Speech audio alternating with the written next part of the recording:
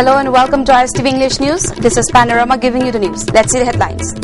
State government decides to hand over case of recovery of skulls and skeletons from Tombizna High School campus to a central investigation agency.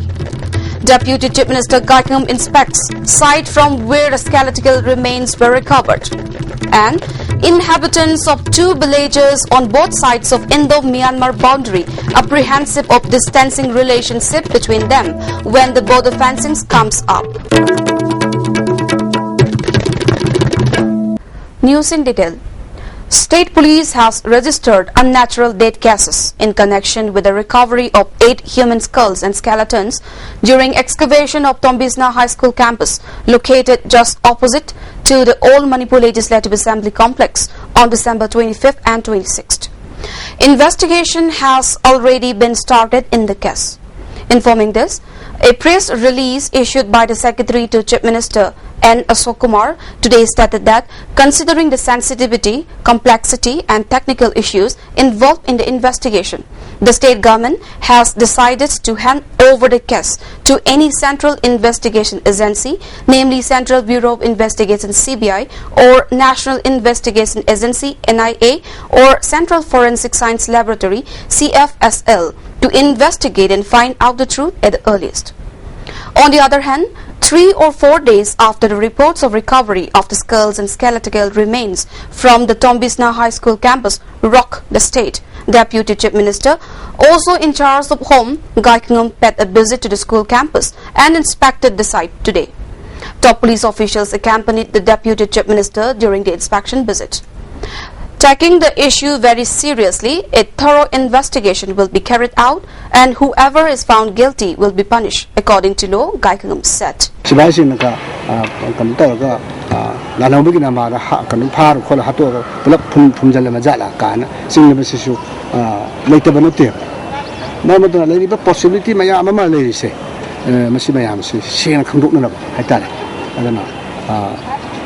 Central agency neutral agency CBI gumba NIA khang de tai khang to ba ai home refer to home mission sai to jani CBI de sin share so adubo NIA da ta so bo ko state ki ko ni ko si inquiry si ko to bi wo request to si hana ko lo re ko.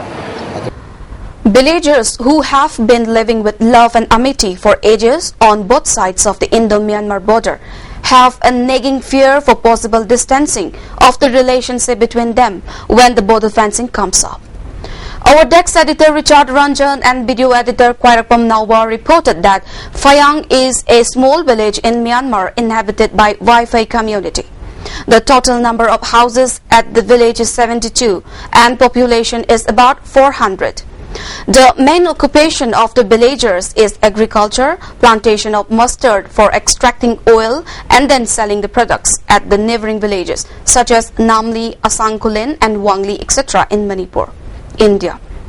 The greatest fear of the villagers is flood caused by water that overflowed from the Maklang river and also destruction of the crops by the peacocks.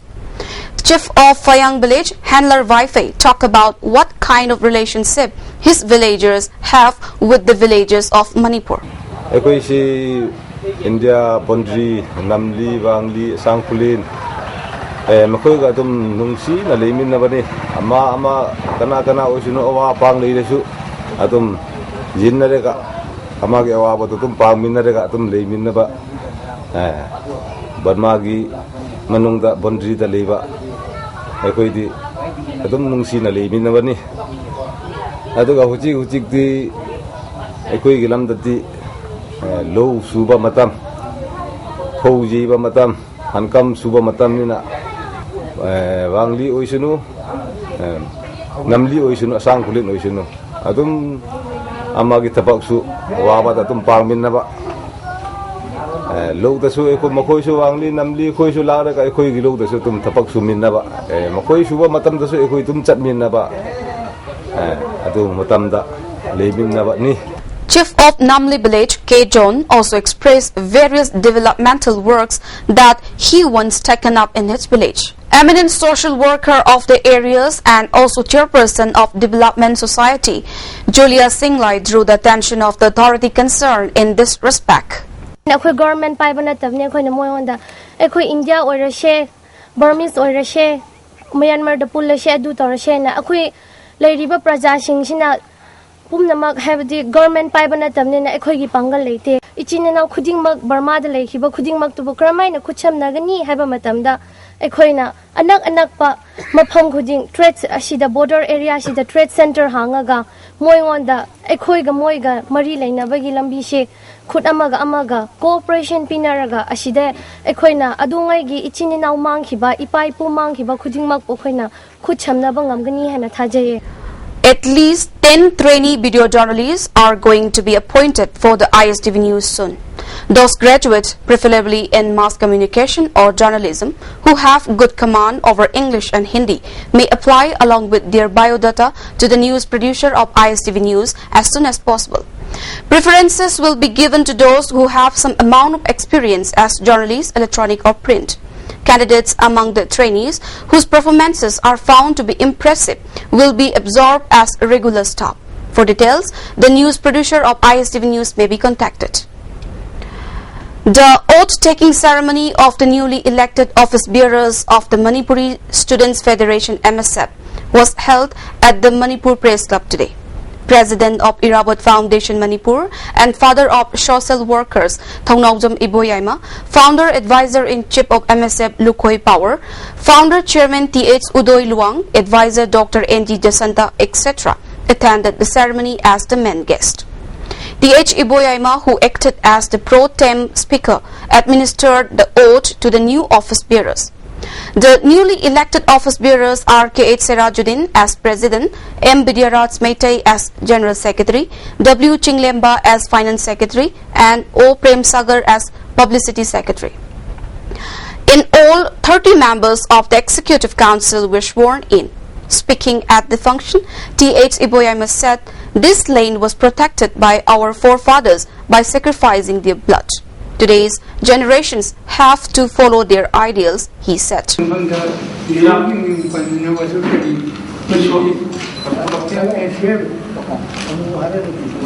President Serajuddin talked about various programs which are going to be taken up during the coming year as a student organization. Lupsinga integrity ngakna Manipur singna leiriba mafam khudingmakte MSF na MSF unit ching mapung phana lehenduna apun bagi shaktam sagatpa suba point the academic council gi state advisory board na piriba guideline ching thabak oina wanthokpada akanba miyeng changba. The 34th Maira Paibi Foundation Day was observed at Lamyan Basanglin today. The observance was organized by All Manipur Women's Social Reformation and Development Samaj, Nupi Samaj. The President of Nupi Samaj, Kaisam Ongbi Taruni, Advisor Brojeswari, President of Amkil, Fanjobom Saki, President of Tami Chingmi Momon Leima were present as Presidium members. Maira Paibi was formed in 1980 as a remembrance of the movement launched by the women of Manipur, holding torches against the harassment on civilians, women and children by the security forces under the wings of APSPA. Addressing the gathering, member of Nupi Samaj Imar Ramani said, "Maira Paibis should remain as Maira Paibis. A mother should always be a mother." She appealed to all the mothers to come out for showing the world the real torch. She retold the story of how Maira Paibis were formed. She called upon the Maira Paibis to work together instead of segregating the works. Speaking as a research person, Professor Nabukumar of Anthropology Department, Manipur University said, "In a male-dominated society, lauding the role of Manipuri women will be endless. Instead of keeping the Manipuri women who are trying to set the society isolated, it is necessary to go together hand in hand with them. But what is happening today is that the women are being dominated and raped. It will remain as an indelible fact that the Manipuri women saved the Manipuri men from the hands of the Indian security forces. There is nothing wrong to learn all the languages of the world, but one should not make the slightest effort to change one's mother tongue with those other languages, Professor Nabakumar said.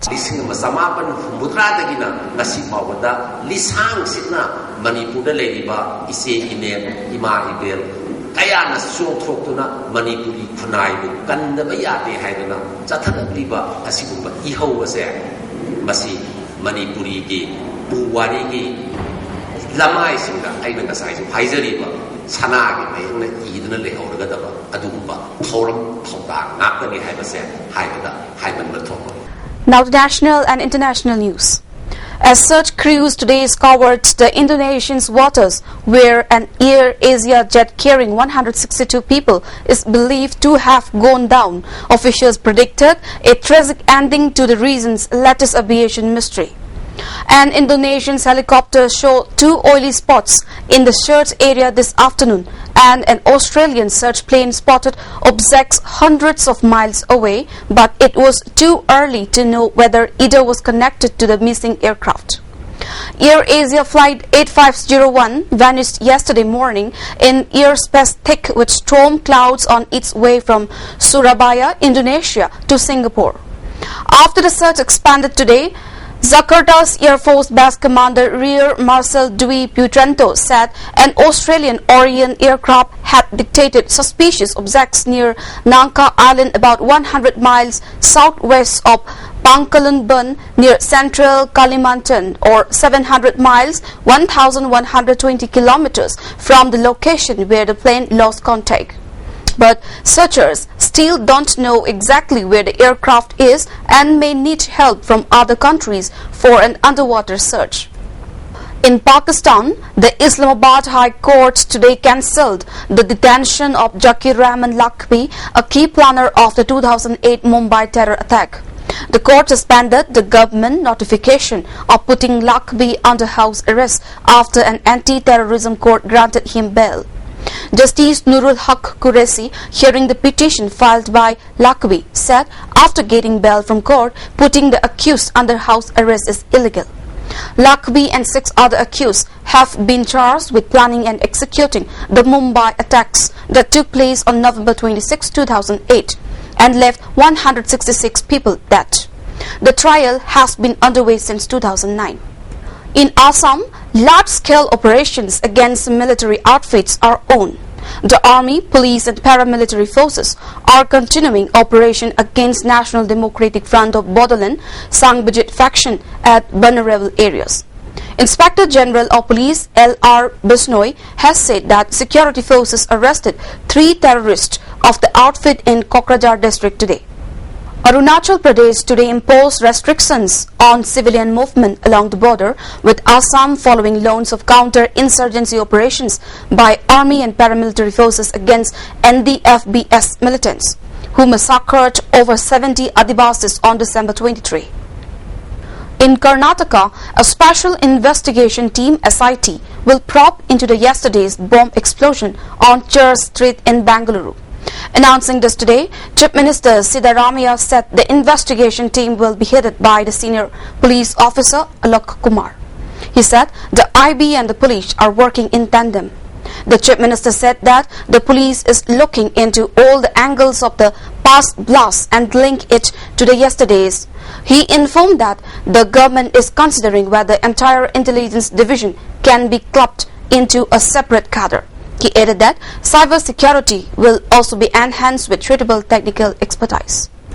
Taking a swipe at the centre following release of a tape claiming Dawood Ibrahim's presence in Karachi, the Shiv Sena today dared the government to undertake an operation to capture the evasive underworld Don, just as US forces eliminated terror leader Osama bin Laden.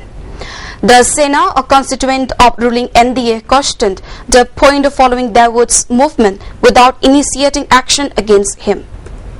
Severe cold conditions prevail in North India and it has disrupted life out of gear in many areas. Transport services are badly hit. Dense fog led to delay of many trains and flights, officials said. The cold wave in Uttar Pradesh continues to lash out the state since last 1 week. The dense fog and extreme cold has claimed at least 125 lives this season, officials said. Chowk of Mirzapur in East UP was the coldest with a minimum at 0.5 degrees Celsius on Sunday.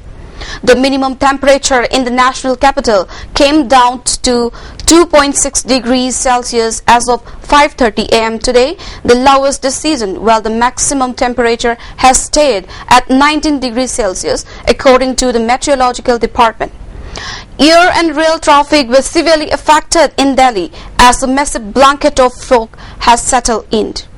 Well, 78 trains are running late due to low visibility. 20 others have been rescheduled. Rescue teams working through the night have pulled 265 people off a shrunken car ferry which caught fire off the coast of Greece, but more than 200 are stranded on board, the Italian Navy said on Monday. Helicopter crews have been slowly airlifting passengers from the upper deck of the Norman Atlantic, which caught fire in the early hours of Sunday and began drifting in rough seas between Greece and Italy.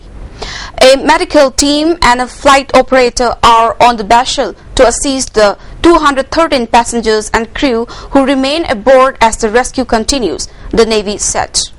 Well, that's all we have for now, but before we wind up, let's have a quick look at the headlines once more. State government decides to hand over case of recovery of skulls and skeletons from Tombisna High School campus to a central investigation agency. Deputy Chief Minister Gaikam inspects site from where the skeletal remains were recovered. And inhabitants of two villages on both sides of Indo-Myanmar boundary apprehensive of distancing relationship between them when the border fencing comes up.